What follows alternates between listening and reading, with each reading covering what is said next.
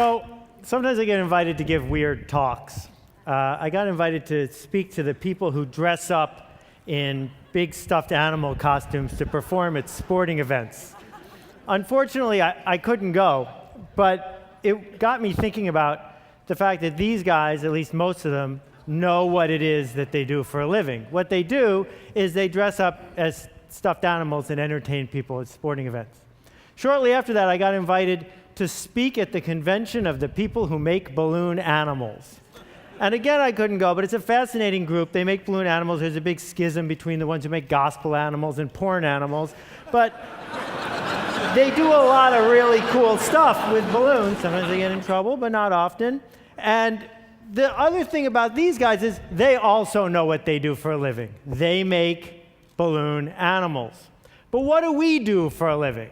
What exactly do the people watching this do every day? And I want to argue that what we do is we try to change everything.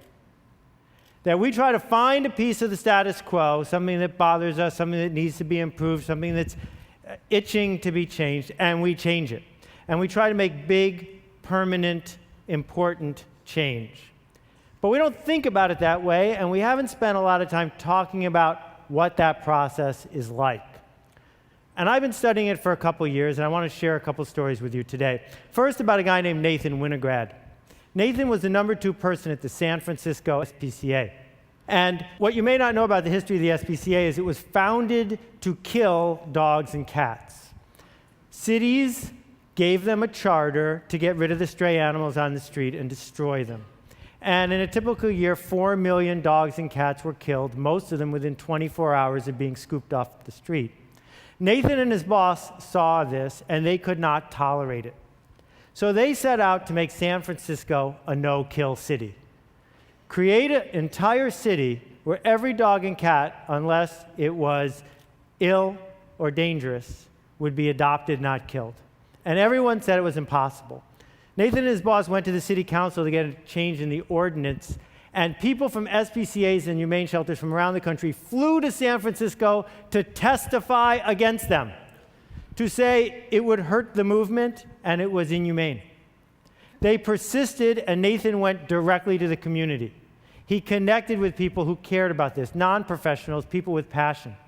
And within just a couple years, San Francisco became the first no-kill city, running no deficit, completely supported by the community. Nathan left and went to Tompkins County, New York, a place as different from San Francisco as you can be and still be in the United States. And he did it again. He went from being a glorified dog catcher to completely transforming the community. And then he went to North Carolina and did it again. And he went to Reno and he did it again. And when I think about what Nathan did, and when I think about people here do, I think about ideas. And I think about the idea that creating an idea, spreading an idea, has a lot behind it. And I don't know if you've ever been to a Jewish wedding, but what they do is they take a light bulb and they smash it. Now, there's a bunch of reasons for that and stories about it, but one reason is because it indicates a change from before to after. It's a moment in time. And I want to argue that we are living through and are right at the key moment of a change in the way ideas are created and spread and implemented. We started with the factory idea, that you could change the whole world if you had an efficient factory that could churn out change. We then went to the TV idea that said if you had a big enough mouthpiece, if you could get on TV enough times, if you could buy enough ads, you could win. And now we're in this new model of leadership, where the way we make change is not by using money or power to lever a system, but by leading. So let me tell you about the 3 cycles. The first one is the factory cycle. Henry Ford comes up with a really cool idea. It enables him to hire men who used to get paid 50 cents a day and pay him $5 a day because he's got an efficient enough factory. Well, with that sort of advantage, you can churn out a lot of cars. You can make a lot of change. You can get roads built. You can change the fabric of an entire country. That the essence of what you're doing is you need ever cheaper labor and ever faster machines. And the problem we've run into is we're running out of both, ever cheaper labor and ever faster machines. So we shift gears for a minute and say, I know, television, advertising, push, take a good idea and push it on the world. I have a better mousetrap, and if I can just get enough money to tell enough people, I'll sell enough. And you can build an entire industry on that. If necessary, you can put babies in your ads. If necessary, you can use babies to sell other stuff. And if babies don't work, you can use doctors. But be careful, because you don't want to get an unfortunate juxtaposition when you're talking about one thing instead of the other. This model requires you to act like the king, like the person in the front of the room throwing things to the peons in the back. That you are in charge and you're going to tell people what to do next. That, the quick little diagram of it is you're up here and you are pushing it out to the world. This method, mass marketing, requires average ideas, because you're going to the masses, and plenty of ads. What we've done as spammers is tried to hypnotize everyone into buying our idea, hypnotize everyone into donating to our cause, hypnotize everyone into voting for our candidate. And unfortunately, it doesn't work so well anymore either. But there's good news around the corner, really good news. I call it the idea of tribes. What tribes are is a very simple concept that goes back 50,000 years.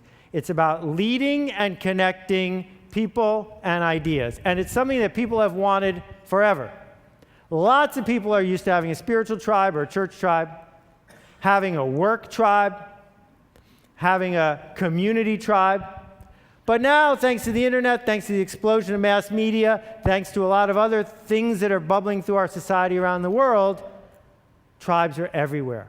The internet was supposed to homogenize everyone by connecting us all. Instead, what it's allowed is silos of interest. So you got the red hat ladies over here, you got the red hat triathletes over there. You got the organized armies over here, you got the disorganized rebels over here. You got people in white hats making food and people in white hats sailing boats. The point is that you can find Ukrainian folk dancers and connect with them because you want to be connected.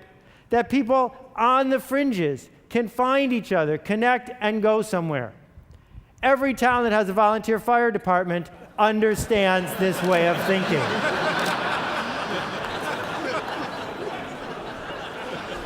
Now, it turns out this is a legitimate, non-photoshopped photo. People I know who are firemen told me that this is not uncommon, and that what firemen do to train sometimes is they take a house that's going to be torn down and they burn it down instead and practice putting it out, but they always stop and take a picture. So, the pirate tribe is a fascinating one. They got their own flag, they got the eye patches. You can tell when you're running into someone in a tribe. And it turns out that it's tribes, not money, not factories, that can change our world, that can change politics, that can align large numbers of people. Not because you forced them to do something against their will, but because they wanted to connect. That what we do for a living now, all of us, I think, is find something worth changing and then assemble tribes that spread the idea, and it becomes something far bigger than ourselves. It becomes a movement. So, when Al Gore set out to change the world again, he didn't do it by himself, and he didn't do it by buying a lot of ads. He did it by creating a movement. Thousands of people around the country who could give his presentation for him, because he can't be in 100 or 200 or 500 cities in each night. You don't need everyone. What Kevin Kelly has taught us is you just need, 1,000 true fans, 1,000 people who care enough that they will get you the next round and the next round and the next round. That means that the idea you create, the product you create, the movement you create isn't for everyone. It's not a mass thing. That's not what this is about. What it's about instead is finding the true believers. It's easy to look at what I've said so far and say, wait a minute, I don't have what it takes to be that kind of leader. So here are two leaders. They don't have a lot in common. They're about the same age, but that's about it. What they did, though, is each in their own way created a different way of navigating your way through technology. So some people would go out and get people to be on one team, and some people would get people to be on the other team. It also informs the decisions you make when you make products or services. This is one of my favorite devices. But what a shame that it's not organized to help authors create movements. What would happen if when you're using your Kindle, you could see the comments and quotes and notes from all the other people reading the same book as you in that moment, or from your book group, or from your friends, or from the circle you want? What would happen if authors or people with ideas could use version 2, which comes out on Monday, and use it to organize people who want to talk about something? Now, there's a million things I could share with you about the mechanics here, but let me just try a couple. The Beatles did not invent teenagers. They merely decided to lead them. That most movements, most leadership that we're doing is about finding a group that's disconnected but already has a yearning, not persuading people to want something they don't have yet.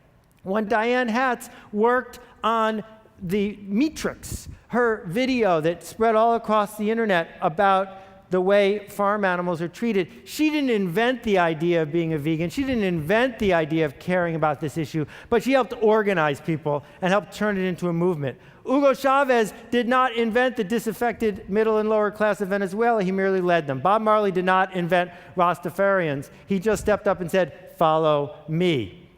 Derek Sivers invented CD Baby, which allowed independent musicians to have a place to sell their music without selling out to the man, to have a place to take the mission they already wanted to go to and connect with each other. What all these people have in common is that they are heretics. That heretics look at the status quo and say, this will not stand. I can't abide this status quo. I am willing to stand up and be counted and move things forward. I see what the status quo is. I don't like it. That instead of looking at all the little rules and following each one of them, that instead of being what I call a sheep walker, somebody who's half asleep, following instructions, keeping their head down, fitting in, every once in a while, someone stands up and says, not me. Someone stands up and says, this one's important. We need to organize around it. And not everyone will. But you don't need everyone. You just need a few people who will look at the rules, realize they make no sense, and realize how much they want to be connected. So Tony Hsieh does not run a shoe store. Zappos isn't a shoe store. Zappos is the one, the only, the best there ever was place for people who are into shoes to find each other, to talk about their passion, to connect with people who care more about customer service than making a nickel tomorrow. It can be something as prosaic as shoes and something as complicated as overthrowing a government. It's exactly the same behavior, though. What it requires, as Geraldine Carter has discovered, is to be able to say, I can't do this by myself, but if I can get other people to join my climate ride, then together we can get something that we all want. We're just waiting for someone to lead us. Michelle Kaufman has pioneered new ways of thinking about environmental architecture. She doesn't do it by quietly building one house at a time. She does it by telling a story to people who want to hear it, by connecting a tribe of people who are desperate to be connected to each other, by leading a movement and making change. And around and around and around it goes. So 3 questions I'd offer you. The first one is, who exactly are you upsetting? Because if you're not upsetting anyone, you're not changing the status quo. The second question is, who are you connecting? Because for a lot of people, that's what they're in it for. The connections that are being made one to the other. And the third one is, who are you leading? Because focusing on that part of it, not the mechanics of what you're building, but the who and the leading part is where change comes. So, Blake at Tom's Shoes had a very simple idea. What would happen if every time someone bought a pair of these shoes, I gave exactly the same pair to someone who doesn't even own a pair of shoes? This is not the story of how you get shelf space at Neiman Marcus. It's a story of a product that tells a story. And as you walk around with this remarkable pair of shoes and someone says, what are those? You get to tell the story on Blake's behalf, on behalf of the people who got the shoes. And suddenly it's not one pair of shoes or 100 pairs of shoes, it's tens of thousands of pairs of shoes. My friend Red Maxwell has spent the last 10 years fighting against juvenile diabetes. Not fighting the organization that's fighting it, fighting with them, leading them, connecting them, challenging the status quo because it's important to him. And the people he surrounds himself with need the connection. They need the leadership. It makes a difference. You don't need permission from people to lead them. But in case you do, here it is. They're waiting, we're waiting for you to show us where to go next. So here's what leaders have in common. The first thing is they challenge the status quo. They challenge what's currently there. The second thing is they build a culture, a secret language, a 7-second handshake, a way of knowing that you're in or out. They have curiosity about the people in the tribe, curiosity about outsiders. They're asking questions. They connect people to one another. Do you know what people want more than anything? They want to be missed. They want to be missed the day they don't show up. They want to be missed when they're gone. And tribe leaders can do that. And it's fascinating because all tribe leaders have charisma, but you don't need charisma to become a leader. Being a leader gives you charisma. And if you look and study the leaders who have succeeded, that's where charisma comes from the leading. And finally, they commit. They commit to the cause, they commit to the tribe, they commit to the people who are there. So I'd like you to do something for me, and I hope you'll think about it before you reject it out of hand. What I want you to do, it only takes 24 hours, is create a movement. Something that matters. Start. Do it. We need it. Thank you very much. I appreciate it. Thank you.